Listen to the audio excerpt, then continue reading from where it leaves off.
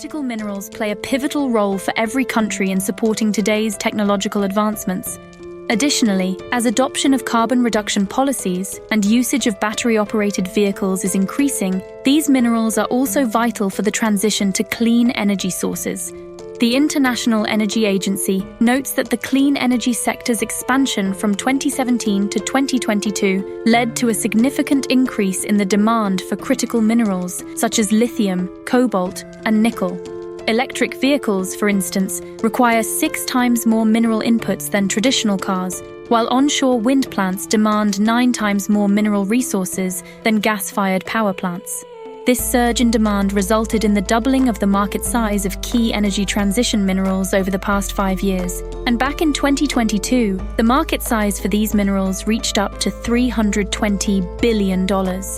Despite the rising global demand, the United States faces significant challenges to meet its own needs. One of the biggest problems is its reliance on imports for critical minerals and its lack of domestic production.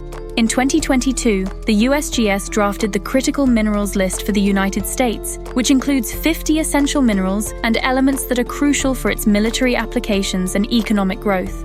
According to the USGS, the United States is 100% reliant on imports for at least 12 strategic minerals and more than 50% reliant for the other minerals. Additionally, China is listed as one of the major import sources for 31 of the 50 minerals deemed critical by the USGS, and is noted as the primary import source for 17 of these minerals.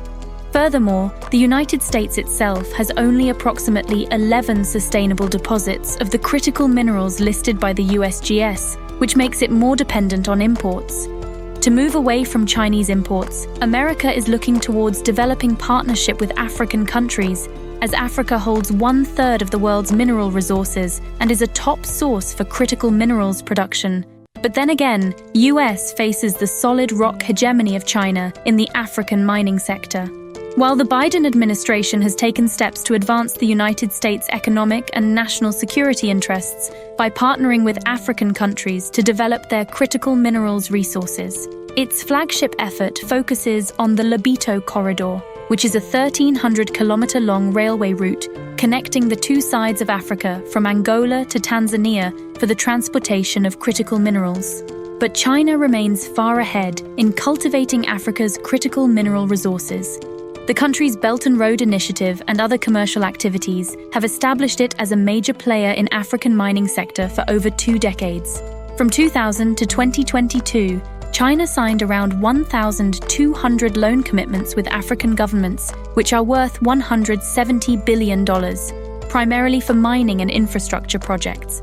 Although its government-backed infrastructure investment has waned somewhat in recent years, China still remains a dominant player in the African mining sector. Most mines in the cobalt-rich Democratic Republic of Congo are controlled by Chinese state-owned or state-backed companies. By one count, 15 of 19 active mines in the DRC are operated by Chinese-related entities. And according to the IEA, in 2019, the DRC and China accounted for around 70% and 60% of global production of cobalt and rare earth minerals. China's investments in lithium deposits in Africa further demonstrate its commitment to dominating the critical minerals market. Just in the past 2 years, Chinese mining and battery companies have invested $4.5 billion in lithium mines in Africa, and recently China have announced plans for a $2.8 billion mining complex to tap lithium deposits in Zimbabwe. Other than mining of critical minerals, which is just the first step in mineral production, China also dominates the processing of mineral and rare earth elements globally.